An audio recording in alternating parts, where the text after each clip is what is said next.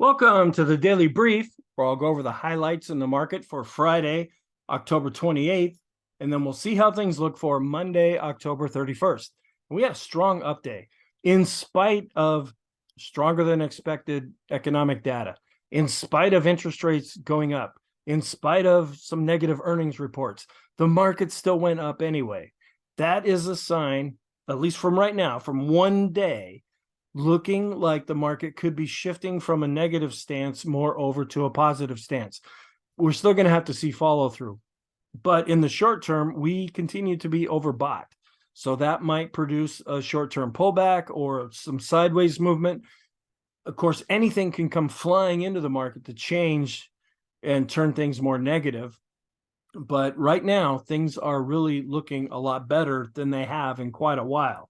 So let's talk about what happened. Right at the open, we had a higher open above the daily pivot at 38.24, and then we immediately shot up to R1 at 38.44. As the day went on, we went up to R2 at 38.80, and then we actually got above 3,900. That's an important psychological level. It's kind of a technical level, but it's more psychological than anything. We closed right near the high, and we ended up being up 2.46%. Volume was above average. And then the technicals are turning much more positive than they have in quite a while now. But we don't want to get carried away with things. We still have some warning signs, and you're going to find that. If we're going up, there's always things to worry about. If we're going down, there's always things to be positive about. But we are seeing the whole picture really start to shift and look better. The one thing here, inflation and interest rates, that didn't seem to really affect the market on Friday. And I'll talk about that in just a moment. We do have our geopolitical concerns, specifically Russia, Ukraine, and that whole situation. Earnings continue to come out.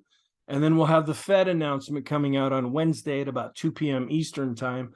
And then we have the election happening this week. Usually doesn't have a big influence on the markets, but sometimes it can. And in the full-length video, I go into a little longer explanation there. What are some comments? Stocks rose in spite of bad earnings from Amazon and rising interest rates. The VIX is becoming oversold. It's been coming down as stocks have been going up. And we don't get very many readings with that indicator. And so that might suggest that we are overbought with price because the VIX is oversold. Remember, it's upside down to what price does. The S&P has cleared above its 50-period moving averages, and we're right at the 100-day simple moving average. That is currently acting as resistance. That's just about where we closed after Friday. And then this scenario that the Fed's going to go ahead and raise interest rates 75 basis points, and then maybe in December do it 50 basis points, that still seems valid, and that's still what the market's going with.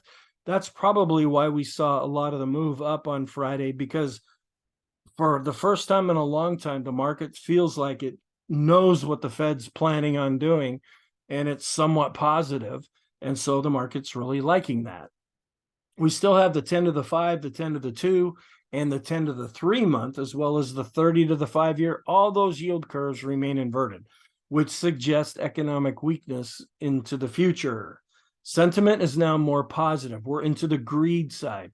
Now, we're not extreme.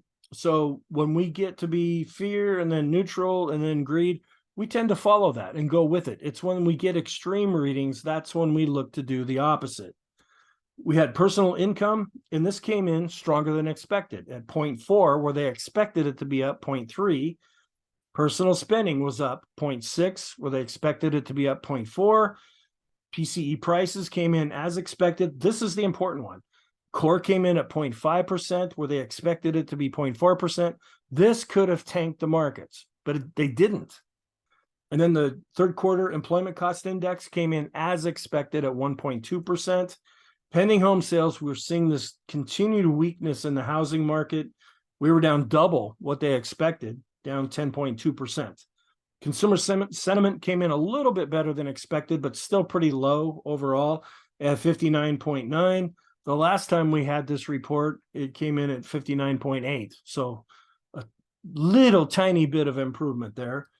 Our trend is positive because the green line's on top of the red line, but it's weakening because the ADX is coming down with those two lines close to each other. but we're still above 20. Our bias is positive with the up day, and our momentum, if you take all the last number of days together, they are positive overall. Here we have just our crazy little World Series indicator, which is totally coincidental, by the way. Has nothing to do with reality. But right now, the World Series has started, and Philadelphia won the first game, so they're up 1-0 in the best-of-7 World Series. What's our outlook for Monday? The technicals are turning positive and looking better, but we continue to be short-term overbought. We do have the announcement coming out on Wednesday from the FOMC. We have Chicago PMI coming out. That's the only economic report. We have any one of these different geopolitical events that could come flying in and have an impact. But right now, they're enough at bay so that the market is really more focused on the Fed right now. Our scenarios, we're not going with the down scenario currently, in spite of all these different headwinds. The technicals, you might see a little bit of a bounce because we are short-term overbought. Then we'll be looking at the intensity. If we do start to fall, will that change things, or will it just kind of help keep the technical picture looking more positive? That's the scenario that we're going with right now, is the positive one, but we are short-term overbought. Our scenarios are showing improvement. Our sector rotation, not really. We're just not seeing a lot of follow through there. And our positive setups are showing some improvement. The technicals are showing a lot of improvement. We're regaining moving averages. We're regaining pivot levels and fib retracement levels. And we're actually breaking through some support and resistance, even though we still have some resistance specifically at 3,900, as well as based on previous price levels. Can't really go sideways because ADX is still above 20. It is positive, although it's weakening. So our conclusion, overall, the S&P, it's turning positive, but it's overbought in the short term. Intermediate term, if we continue to go up, we'll get more and more overbought readings in the intermediate term. Long term, we're showing some improvement with our longer term charts, but until we get above that 200-day moving average, we're still negative overall. So thank you. Please feel free to check out the full-length video. Have a wonderful weekend. I will be posting the weekly update as well as the intermarket analysis update.